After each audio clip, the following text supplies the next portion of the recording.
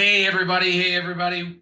Really appreciate you spending your time after the market today, especially after a day like that in the market today. Boy, who saw that coming? Just like who saw what we saw on the last couple hours on Friday.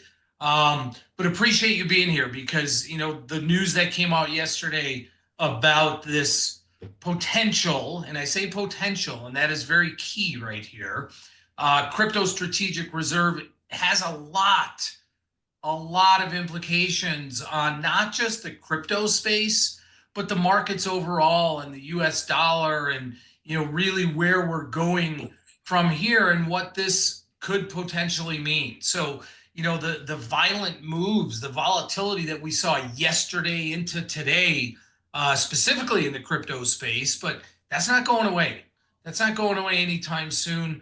And I really feel that that is just adding to the uncertainty and the market volatility that we're seeing. Like we didn't have enough already, right? Between the tariff S show, I say that kind of lightly here, but not really, and interest rates and the economy. And for those of you that participated in Market Minds on Friday when we were going through some of those economic indicators, and Atlanta Fed GDP now was one of them that we discussed. And then they came out late on Friday and said, boy, first quarter this year, we're going to have negative GDP. There's a lot of stuff out there, guys. So really happy that you are here. Please let us know where you are from before we get started here. Hopefully you can hear and see me okay, and Howard and Billy as well. Kevin Green's going to be jumping on in a moment here, but give me a shout out in the chat if you can hear and see us, guys, and let us know where you're from, please. We got Phoenix in the house, Cleveland. Hey, Tom, thank you for emailing. I know we were good about that. We got Nashville, Utah, Mexico. Nice. Fort Worth, Texas. We got more California in the house. Alex from Pittsburgh, Chris, Indiana, Grand Rapids, more Pittsburgh, Oakland, California, Francisco. What happened to the Oakland A's? That whole demise there. Oh, are you going to become a Vegas A's fan? I don't know, but all right. We'll give this just another minute or two. Oh, there's Kevin Green. Kevin, how you doing, man? Can you hear us? Yeah, I can hear you. I've just Oh setting man, everything on up, but I can I hear am the lightweight here today with you three gents that you. joined us, and I surely appreciate your guys' time. Um, Kevin, I know you just hopped on, so we were just kind of talking about the market volatility in general, and that this just throws another wrench into what we're already following on a very fluid basis in terms of tariffs and rates and the Russia-Ukraine situation and all that good stuff. So, all right, everybody, let's get rolling here. And before I start with the presentation here, let me just give a quick intro to the three gentlemen that are here that you see right now. So first, you see Howard Greenberg. A lot of you may be familiar with Howard. Howard is the go-to source in the world for everything crypto. And why do I say that? That is because before Howard went on and is now the director of digital assets and education at Quasar Markets, many of you know, okay, that Howard is the president and co-founder of the ABCA. That's the American Blockchain and Cryptocurrency Association. Based out of DC, it's a nonprofit. They do everything they can. They're dedicated to advancing the potential of distributed technologies and cryptos. So he is the go-to. So Howard will be breaking down a lot for us. And then we have a very, very old, and I don't mean that in terms because we are old, but Billy O'Keefe, who you see here. Billy is the director of America Derivatives at the SIBO. Okay, it's not the CBOE, folks. It's the SIBO. Now, Billy and I go way, way back because we traded together. We actually started in the same pit back in 1991, I believe it was.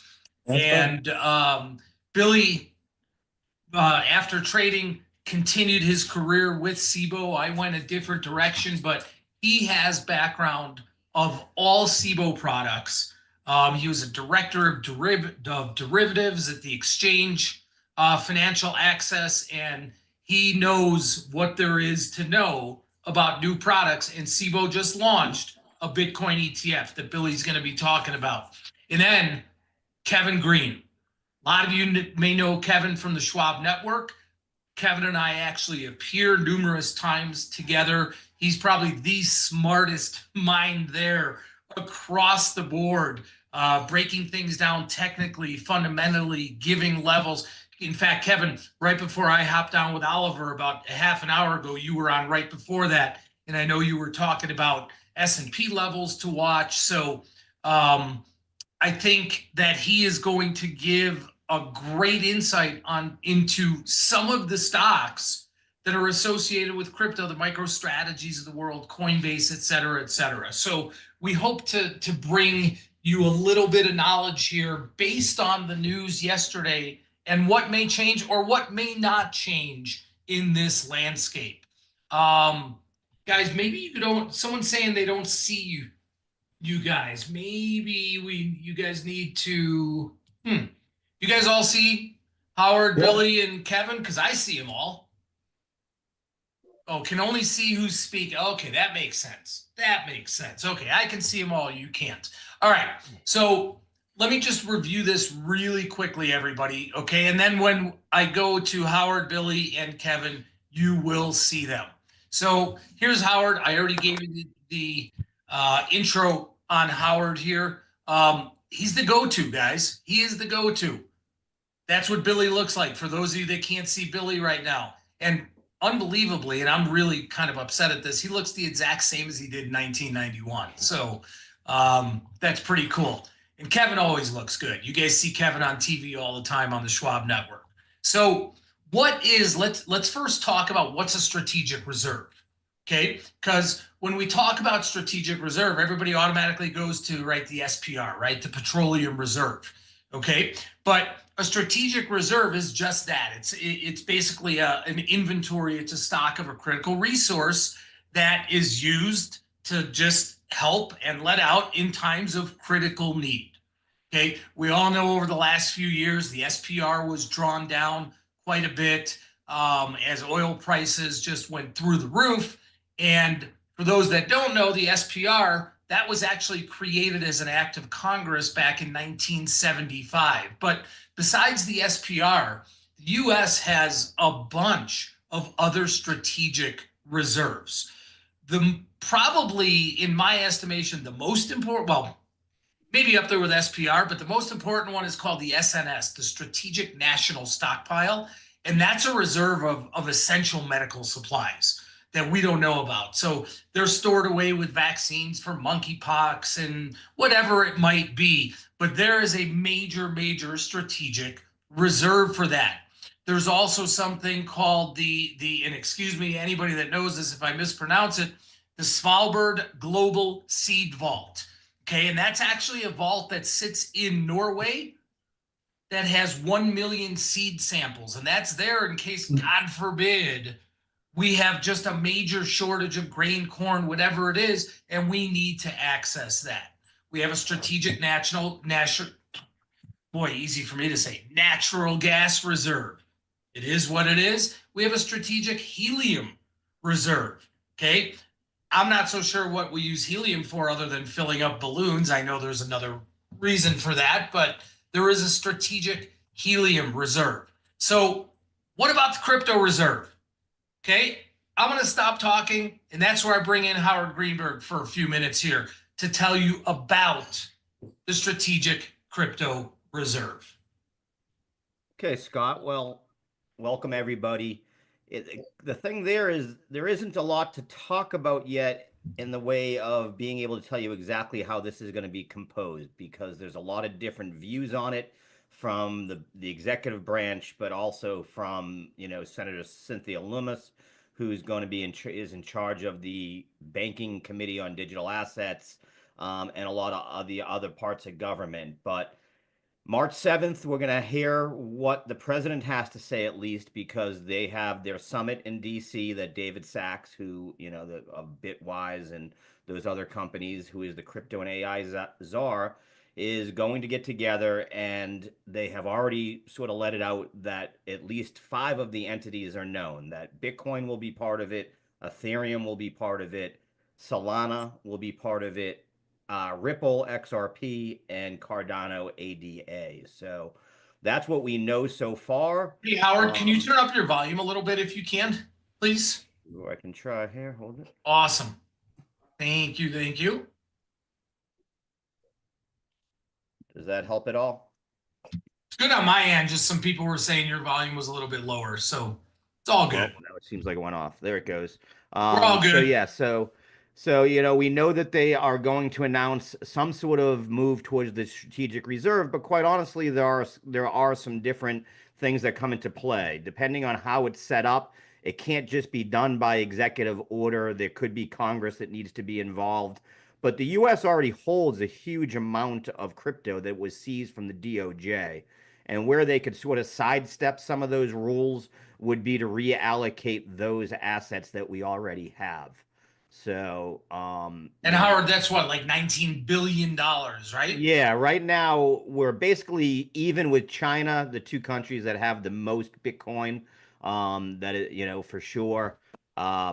Yeah, and those were seized from Silk Road, a lot of them, Bitfinex, that they're all seizures that happened. So we didn't pay for any of that gold.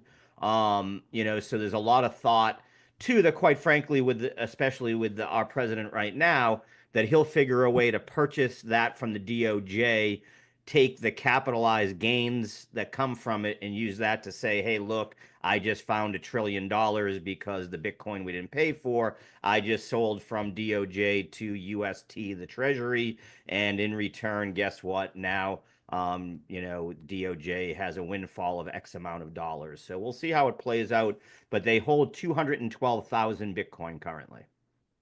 Just, is that more or less than Michael Saylor and MicroStrategy?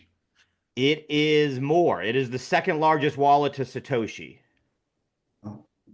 Got it. Got it. So let me ask you a question, because you know this a heck of a lot better than I do.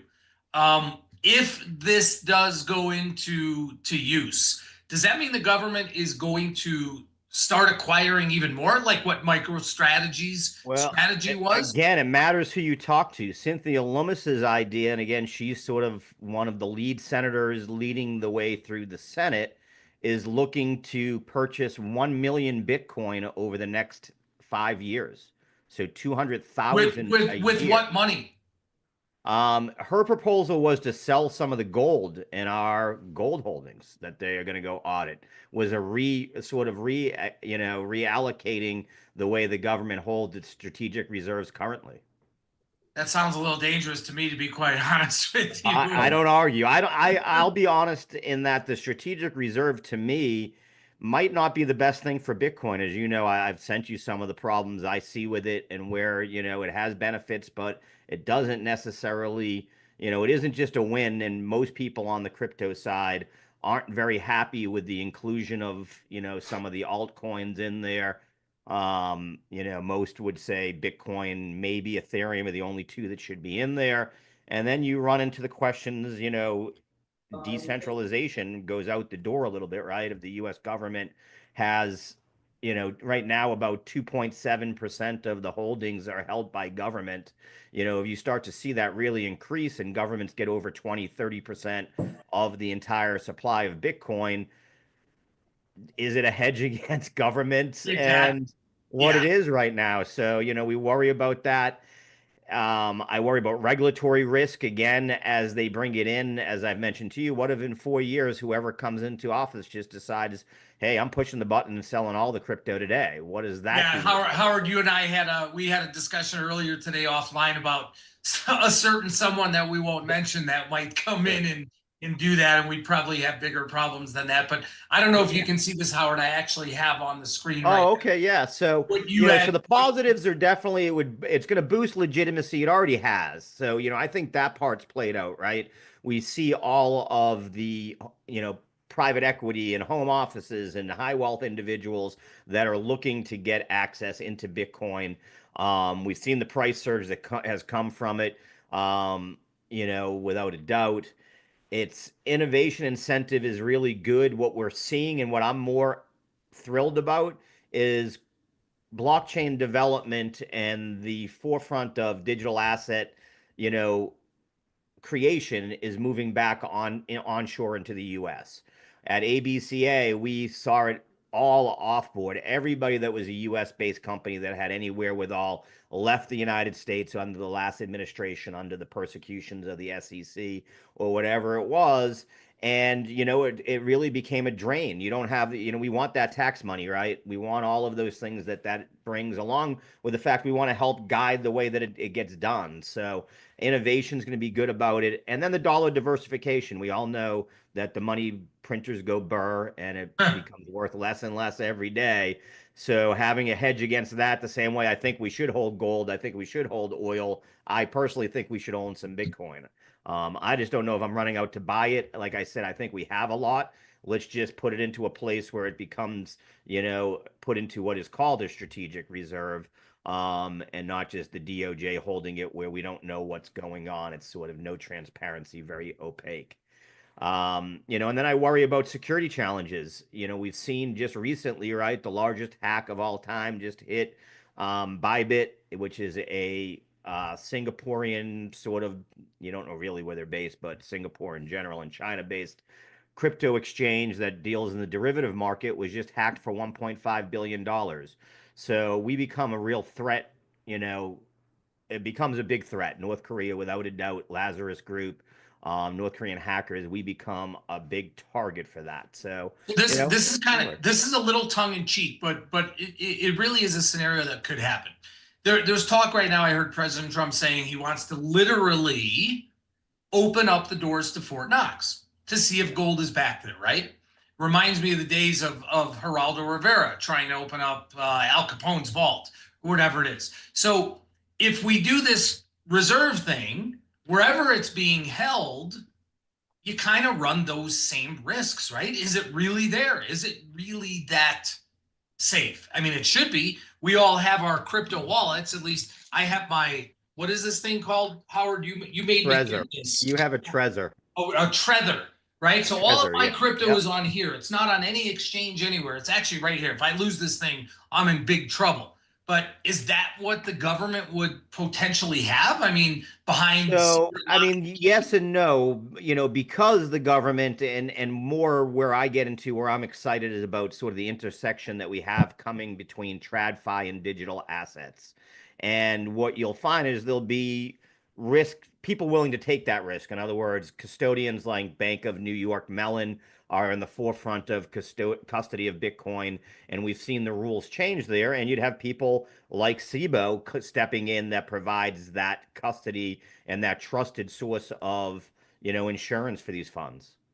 Well, that's a great segue because I'm going to Billy O'Keefe next, and I don't know how many of you realize this or know this. SIBO is always coming out launching new products, but just over the last several months, they actually launched a SIBO Bitcoin ETF index. It's called CBTX. There's also a micro version of that called MBTX. Billy, really appreciate you being here. Whoever would have thought that going back from trading teenies and spreads in Citicorp to explaining CBTX and MBTX, but I really appreciate you being here. And guys, listen up closely. Billy's one of the smartest minds at SIBO. No, teenies, I was trading in eights. Teenies were a little later. Yeah, there we go. Right. There we go. Yeah. So SIBO, obviously, as you know, January 24, there was the first launch of the spot Bitcoin ETFs. About 11 of them came out, and they began trading options about 4 months ago now. So SIBO, what we decided to do is build an index based on the top 10 of those, a weighted index. Obviously, the IBIT is the heaviest weight of all, and it goes down from there. What's unique about this is they're cash settled European style exercise. So let's say, for example, in a volatile, ETF with Bitcoin in it, and you're trying to do a call overrate strategy, and all this, the next thing you know, it's up $400,000 overnight, and you get called away. Now you got your long Bitcoin holding ETF is a taxable event, and it's crazy. So having this was we thought was pretty smart. They are larger notional trades, so the MBTX, if we call that as a 200 level right now, that's about 20,000 notional per contract. The CBTX is 2,000, 10 times that. We see utility with ETF issuers that are building products based on Bitcoin exposure. And obviously they can't have an American style settlement. Again, for the obvious reason, if they're building a structure that has a long call, short put, long put, all combined in there, if one of those legs gets ripped and taken away in an assignment, that just blows up the whole product. So this is why the cash settled European is used. And Billy, let me just step in for 1 second. Yeah. Just to remind everybody the difference between American and European style options. And we talk about this a lot, right? American style options, they can be exercised, they can be assigned early. European style, there is no early exercise and they settle into cash, right? It is a cash transaction. Correct. As it relates to the indexes, that is correct. Right. What's most interesting about this is these ETFs, they're basically doing a structured product lookalike within an ETF wrapper. So they'll have a buffer. Well, I'm going to tell you that the first one that came out in January 22nd was it was 100% principal protected ETF on Bitcoin. So if you bought into it, basically they're long at the money call, and they're short some out of the money call, maybe 12%. So you got a 12% potential return on Bitcoin, guaranteed. You can't lose any money on it. So that was the first one that made made the news. But how do you get that? How do you get the 100% call and this 12% on the money call? You need flex options to do that. And flex options are not available in the other ETFs yet that are spot Bitcoin based.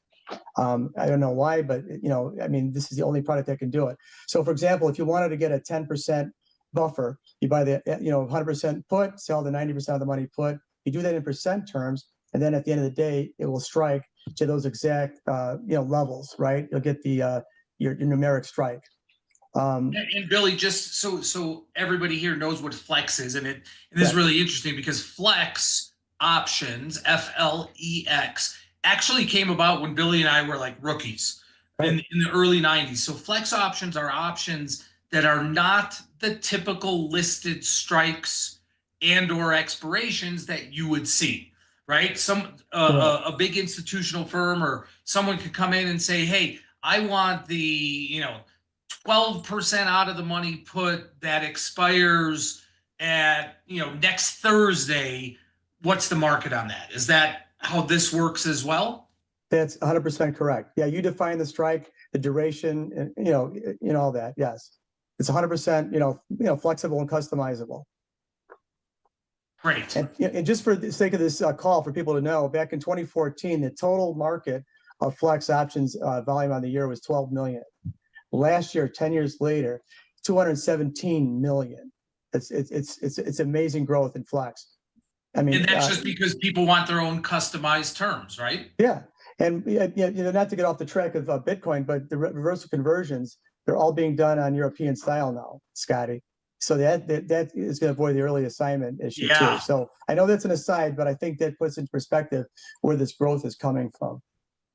Paramount days, Billy. Paramount reversals, conversions. So how does the retail guy, the SIBO retail customer that's trading 5 lots, 10 lots, they're picking here, picking there. What does this do what does this Bitcoin ETF product do for them? If you look at it, the MBTX, which is quote unquote more retail friendly. I mean, the markets are quite wide because there's only a handful of lead market makers in it right now. But if you look at the volatility bid ask, it's the same as what you get in IBIT. So it's kind of like the SPX. Don't get scared off that it's $4 wide. It's going to trade somewhere in the middle. But I know that doesn't give comfort, when you're just pointing and clicking and trading quick all day.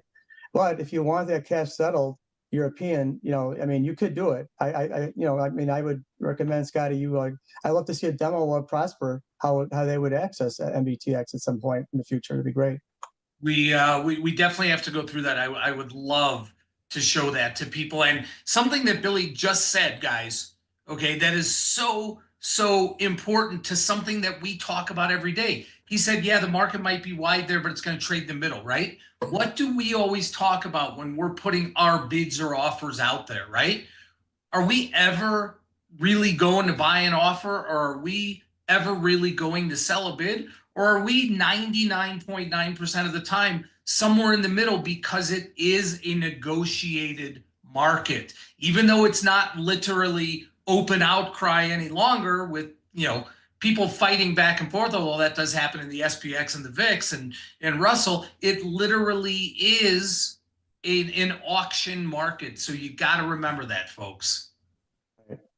And one more thing I'd like to say too is, like, especially if you're an ETF issuer and building a product, you're not holding the spot Bitcoin itself. It's an index, so it's a reference point. So that gives a lot of comfort to holders of those kind of products. Right. So you don't have to worry about, boy, I'm trading a $100,000 stock or right, exactly, whatever it is. 100%. Exactly. All right. If anybody wants to learn more about trading this or understanding this Bitcoin ETF that is at SIBO, just ping me, shoot me an email. I can put you in touch with Billy, or I will get information from Billy. But the product is out there, guys, and the one that would really hit home for us being retail traders is the smaller one, the micro, the MBTX. I think that is actually the ticker they can find on the brokerage platforms, right? That's correct. Awesome. Billy, I know you have to run. I can't tell you how much I appreciate it. And when thanks for having me, guys. Yeah. When I am back in Chicago, we will meet up for dinner. 100%. Thank you. Enjoy. Thanks, Billy. Yep. All right, guys. Now, Kevin Green. Kevin, honestly, and I, yes, I really appreciate him being here and want to make him feel good and prop him up. But for those of you that watch Schwab Network and know about Kevin, there's not a brighter mind out there. There's not a brighter mind when it comes to dissecting the market and levels and just speaking thoughtfully and rationally about the market. And I think, I look up to Kevin. I read Kevin's pieces all the time that he writes. I highly recommend that for anybody that subscribes to Schwab or Schwab Network. You get emails all the time. I know you can find it on the web. You should read what Kevin has to say. And Kevin, is it weekly, bi-weekly? When you put your written pieces out? Yeah, so I usually write, usually on Mondays for sure, and then every once in a while I'll write on a Saturday as well. And then I'll post some articles, just some one-offs on X and LinkedIn that are not associated with the network as well. So I appreciate the kind words, man, and thank you. Absolutely. And I wanted to bring you in because, with all of this news, and obviously it doesn't just affect the Bitcoin futures or Solana or Cardano, whatever it is, Ethereum, but obviously these stocks, and there's plenty of stocks, but these in particular, Coinbase, MicroStrategy, Mara, which is Marathon, and then as Billy was talking about, IBIT, which is the BlackRock ETF. So how does this potential change in the landscape, how does it affect these equities, these stocks that our people, that our customers are trading every single day? Yeah, I think that's actually a really good question. And I think each and every one of these entities, because I would say IBIT is more focused on the ETF side of the equation, but I think each entity is going to have its own exposure. So, what I do find interesting today, though, Scott, before we kind of dive into this, is the fact that we did see a slide, right? In Bitcoin and a lot of these, cryptocurrencies just in general, even after the news. So that's something to just be mindful of. Usually we would have seen maybe more of some sticky flows there to the upside. Now, let's say Coinbase, are we going to see an increase in trading activity? Is the retail trader going to get more interested in trading cryptocurrency because now the government might be a part of this in one way, shape, or form? So Coinbase could be a beneficiary when it comes to increased trading flows on the retail side.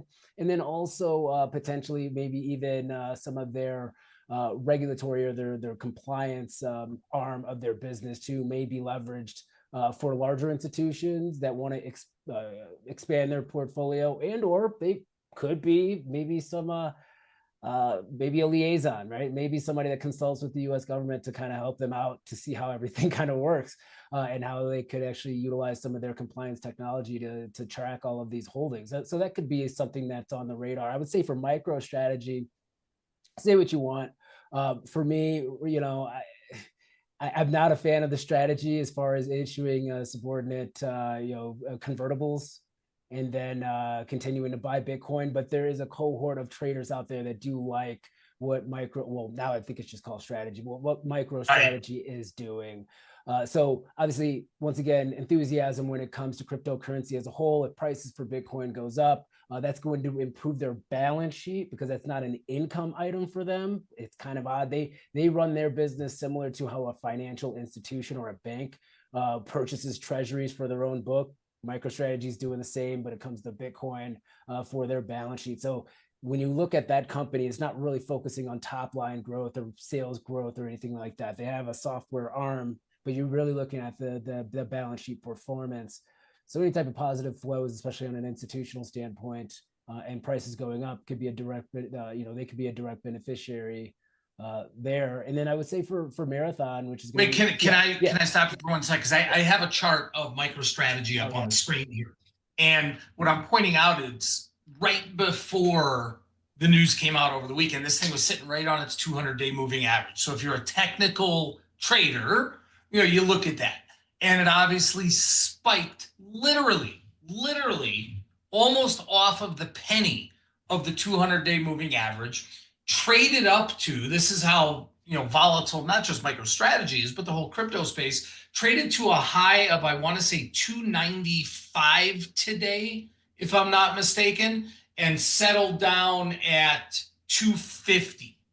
But again, Kevin, because you're such a technical, fundamental sort of trader, besides looking at the fundamental side of MicroStrategy, which you just talked about, do you still count on some of these indicators that maybe in the past have been go-tos, tried and true, like a 50 or a 200-day or whatever other indicator it might be? Or because we're in this kind of new realm, if you will, do those old tried and true indicators not really kind of hold as well? From a technical standpoint, if I had covered up the name of this of the chart, right, and we didn't know if it was MicroStrategy, and I saw the 200-day moving average and the stocks hitting it, would it be a risk reward potential for a trade to the upside? Definitely, right? And then you kind of go back and look at IV and then see how to kind of structure that trade. What I will say is the 20-day moving average has also been an area of resistance for the stock pretty much all year in January. So the 20-day sitting at $307.39. So you had a 200-day hit. You probably could have structured a debit spread, call debit spread to the upside, right? Looking at 225 to maybe a $300 call spread. And that's probably the way to have traded this, and then kind of getting out once you get a decent profit level, rather than holding it till expiration, because the stock moves way too much for all of that. Thank you. I think I just heard you talking about selling some juicy call spreads when you were on with Oliver just before the top of the hour, and I think that was in the S&P, or was that in the VIX? VIX, yeah. Right, that was in the VIX. Yeah. Which is something, I mean, if you're worried about volatility, the question was, how do you actually get exposure to vol right now to protect a portfolio? And that's always very hard when you see the VIX actually moving higher, right? When the VIX is at a 23, 24, it's kind of difficult. And in fact, we're probably towards the tail end of this high, IV. Maybe we get another spike. Maybe we do hit 30s. Anything can happen. But if you kind of look at the trend over the last year and a half, we probably will see a fade or normalization or stabilization of volatility. So I was just saying, sell I call literally spreads. just said something almost similar to that, almost exactly similar to that. Hang on, let me get this chart off of here. There we go. To my students right before the close, when we were talking about VIX and VIX futures, and kind of went into a little bit of backwardation right now, and I'm like, Yeah. it's not like we exploded up to 30 plus or so. And like you just said, we do have this clear level of resistance here, as you just mentioned. Yeah. And also too, Scott, I mean, we had a 2% day today and VIX is sitting at 24, 23, Right. 24. So if you kind of look at it, VIX has been underpricing vol for a very long, for the last couple of years, right? Most likely it's because of 0 DTE options. But once again, if you actually look out 3 weeks, 4 weeks, I'll give you guys a little tip. Look out 3 weeks, 4 weeks on the options side of the equation, still cheap. There's still actually cheap premium out there relative to what realized vol is for a lot of these equity plays. Now, maybe not so much for the SPX, but for relative, equity plays just in general, especially if you're looking at low beta or even which has been catching a bid. If you're looking at financials, which has been catching a bid, there's a lot of opportunities still to be able to be long premium, even though you're seeing an elevated VIX right now. Keep that in mind, everybody. Keep that in mind. All right. I have last one, if you don't mind talking about, I have IBIT up here. Yeah, technically, if I'm looking at IBIT, obviously we had this fade to the downside. It's now testing the 20-day moving average. We kind of hit it as an area of resistance today at around $53.22, and we failed to the downside here. We haven't held the 20-day moving average since February. So what am I actually looking at for IBIT? Looking at it trying to actually come back down to that 200-day moving average, which is sitting at around $43.33. Now, what I will say though, I look at CCI, I also look at RSI and MACD. CCI is actually just crossed the bull signal. So it's a lagging indicator, or it's a smoothing indicator. I want to say it's a lagging one, but it's a smoothing indicator because it does the same function as RSI, so measuring the amount of movement of price relative to a 14-period moving average. But CCI does that on the 14-period moving average itself and not 14 periods of price. So it smooths out any type of variability in price. But if I'm kind of looking at the technicals and just knowing that we had that failure today, and we have higher implied volatility, let's say if there is a bull run that's going to happen with IBIT, what you could actually look at is selling, put spreads right now, right? To get some upside exposure, capture some of that IV, and you're looking at, $43 as a potential area of support. Go out 2 weeks, 3 weeks, not a recommendation, but go out 2 weeks, 3 weeks, seize on that vol. And if that's a buying opportunity too, you can still structure a put spread to get exposure and opportunity to be able to buy a stock or an ETF if it hits your level. Now, everybody, Kevin and I did not speak about this beforehand, but isn't it unbelievable the hot points that he just talked about looking at IV? What do we do every single day, guys, when we determine, if we want a bullish or bearish direction or even a non-directional? What do we go to? We go to IV, and we take advantage of selling the expensive IV and buying it when it's cheap. So we did not discuss any of that. I did not ping him and say, hey, throw that in there. We did not. So guys, if anybody has any questions on any of this at all, whether it's for Howard, for Kevin, if you do have something for Billy at SIBO, even though Billy dropped off, you can shoot it to me and I will forward that on to Billy. But the bottom line is, I think with this announcement that came out yesterday, nothing's changed. I don't see anything that's changed until it actually is put into motion. A lot of hype. We saw the hype yesterday, got taken apart today. Not all of it, but a good chunk of it. And I think that goes to the emotional side of trading for everybody, is that it's real easy to want to get in on the action when you see a news announcement, right? It is very difficult to hold back and to wait, because we all feel that sense of FOMO, right? Fear of missing out. you got to get in. But I will tell you, over my 35 years of doing this, you know, more often than not, sitting back and waiting for the actual news to take action is by far the better outcome. That's just my 2 cents on that. And Howard, what do you think? Is this gonna, are we gonna see this? I know he's got a big event on this Friday, right? There's a big crypto event on Friday. Thursday, yeah. Thursday, Friday. Okay. Yeah, I mean, my takeaway, as I've told you, that's bigger, was that BlackRock allocated 1 to 2% of their I have a ETF, slide there. There we go. yeah, into their model portfolio. This is the game changer to me because, I started running some numbers and just put it through. What if other people the other managers start to follow that type of thing?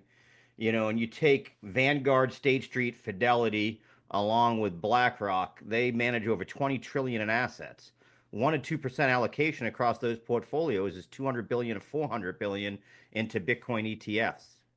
So, those are the numbers that would change. And this is the difference. And as you know, again, at ABCA, we've gotten so many requests from foreign large private equity offices, family offices that want access. They're looking for custodial solutions, as you were mentioning, because their folks aren't sophisticated in the way of holding Bitcoin and having wallets.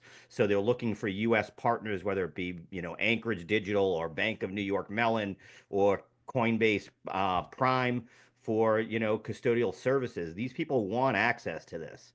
And that amount of, just keeping that 1 to 2%. Again, I'm not trying to say anyone should have 10% of their holdings in Bitcoin, but if everybody just had 1 to 2, what does that do to move the needle?